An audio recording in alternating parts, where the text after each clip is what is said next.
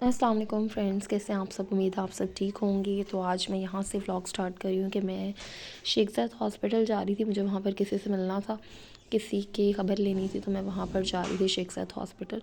और उसके बाद मुझे आगे अपने एक काम जाना था। तो यहाँ पर मैं हॉस्पिटल थी और हॉस्पिटल में जो थे सफाई के हालात नहीं इतने बेटर होते गवर्नमेंट हॉस्पिटल्स में।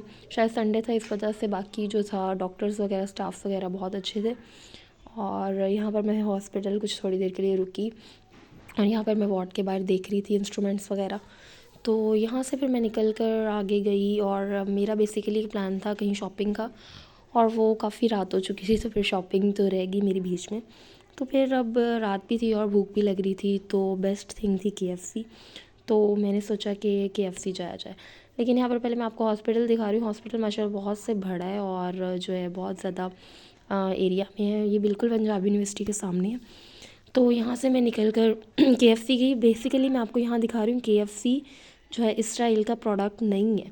और अगर आप लोग अभी भी समझते हैं कि KFC एक इसराइल का प्रोडक्ट है, तो आपकी अपनी चॉइस है, आप बैन करें या मत खाएं।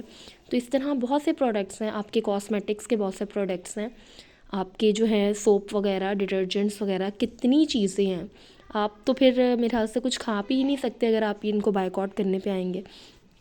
तो मैं जहाँ तक सोच क्या रही थी, इवन कि गूगल आपको आंसर कर रहा है कि it's not a Israeli product.